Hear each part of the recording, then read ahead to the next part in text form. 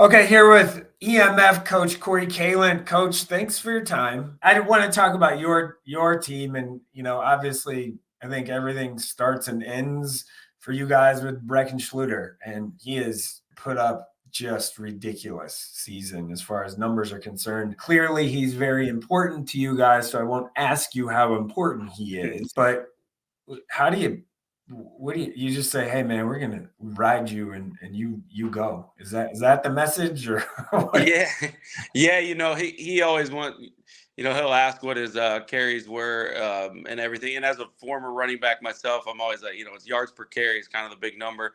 Right. And he'll say, "Oh, 36 is all I got." He's like, "That's a light workload for me." There's a game in there that he had 54. It was triple overtime, but Yeah. yeah, he is a workhorse, and you see some of his runs that he'll break off later in the game, and he does kind of get stronger as the game goes on. It's crazy to see, but yeah, he's had some terrific runs for us this year. They got 52 touchdowns. At what point do you just kind of start handing the ball to the ref and not doing like the, whatever Yeah, things you yeah, do? he's not much of a celebration kid. He's kind of quiet. He kind of the kid that leads by example. Right. But always his first couple touchdowns in the game, he may celebrate a little bit more. But then after a while, we got to remind our team that it's hard to score touchdowns, guys. You guys got to celebrate. The sideline, all that stuff. Yeah, I mean 52. I think I'd run out of stuff.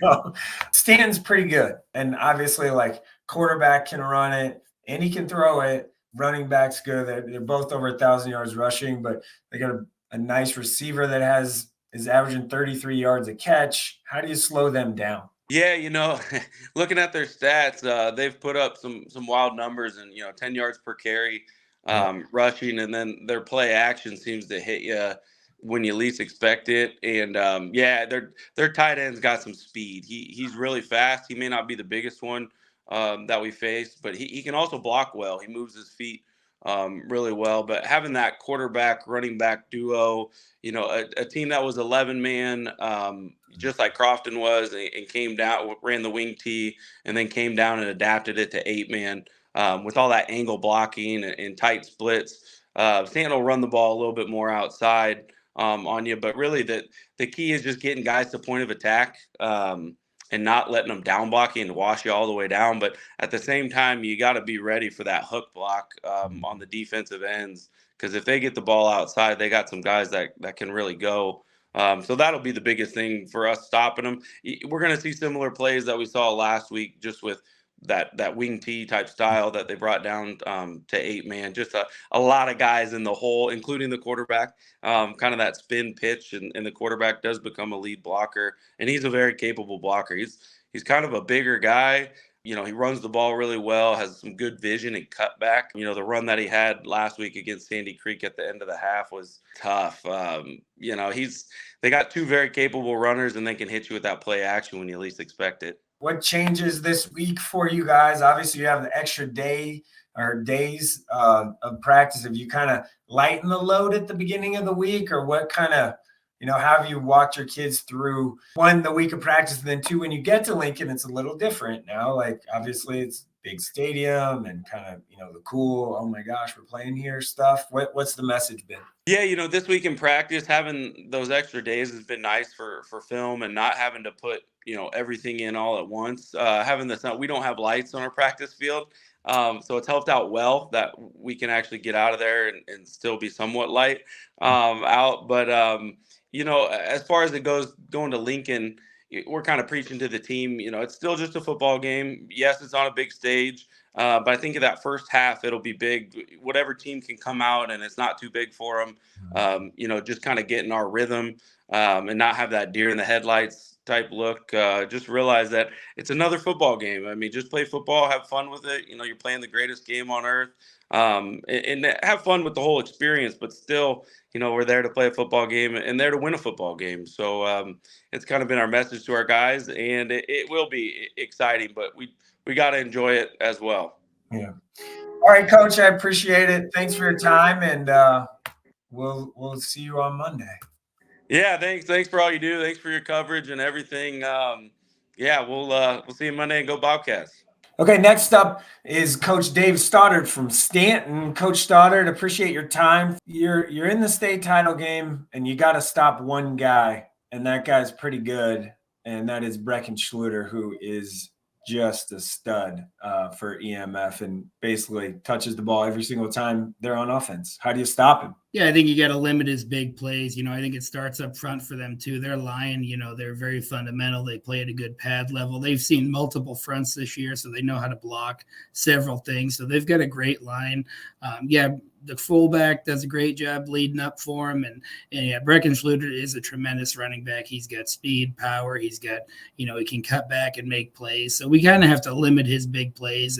But they've got several ways to attack you. Your team, I guess, sticking offensively, pretty balanced. And you don't really see that in 8-man that much. What I mean by that is, you have Mitchell Hupp, who's 6'2", 175, who has 22 catches, and he's averaging 33, almost 34 yards a catch, and your running back and your quarterback have over 1,000 yards rushing. That's pretty balanced. It's a little different. Yeah, we're very fortunate. We've got some great skill players, Barrett Wilkie, Becker Pullman, Mitchell Hupp, they do so many good things. And then there's guys like Jordan Clausen that can do some good things too in the running game. Anytime we can get the running game going with Pullman and Wilkie, and then maybe hit Hupp on some play action, or in our spread passing game too. Just very blessed to have some very talented kids. You got a pretty good line too. Yeah, our line up front. Ren Brown, Garrett Hansen both started last year as sophomores. Gatlin Davidson's come in as a sophomore this year, done a great job. And then Kiefer Furnow, Josh Arns, and Mitchell Hupp up front, just kind of paving the way for those backs. You have a longer practice plan this week. You get a couple extra days. How have you managed that? Have you reached out to different coaches that have been in the championship games and said, hey, what's your plan here? Do you have one from the past? Yeah, absolutely. I've been very fortunate to talk to a lot of great coaches that have been in this situation, and you build in rest periods, you build in, give the kids a little time off, and then also you're maximizing your practice time. Even though practice time may not be 2 hours, it's going to be a little shorter, but we want to get the game plan installed and be as efficient as possible. Plan on getting there a little earlier, let them walk around, let them get the I'm in this stadium about to play this game factor out of the way. What's your plan there? Yeah, absolutely. We'll get there. I think we can be there 2 hours before the game, and then we'll let the kids kind of walk the field, soak it in a little bit. Then we want to be keep it as normal as possible, normal pregame routine. I know introductions are going to start a little earlier, but definitely want the kids to embrace the moment. But obviously, they're there to play a football game. Yeah. And you guys, I guess, unlike some Class A or B schools, you guys do probably introduce players, offense or defensive starters, depending on the day or the game. And that's, what they're going to do here. So that's not new for you guys, I guess, unlike some of the other places. Yeah, that we'll announce, like I said, we'll keep the pregame the same. Well, I think they let us announce 16 players, and it's all part of the environment, the game. But, it's an exciting time for everybody. Yeah. You guys, I feel like you've been building towards this kind of the last handful of years, building towards kind of getting there and getting the job done. Obviously, you face a really good EMF team. Talk about that, I guess, for a little bit, just the program build. Yeah, I've been here 23 years total, and it's, every year we've had kids that have worked hard and done everything we've asked above and beyond. We're having a great run of kids right now. I think we 2020, we moved down to 8-man and, had kids that continue to work and do the right things. And when you do that, and when you have a special group, you have the opportunity to be in a special position like this. Yeah. Runner up in 04 and hopefully get one this year, I guess. In 8-man. So Coach Stoddard, appreciate your time. We will see you on Monday. Thank you very much. Truly appreciate it.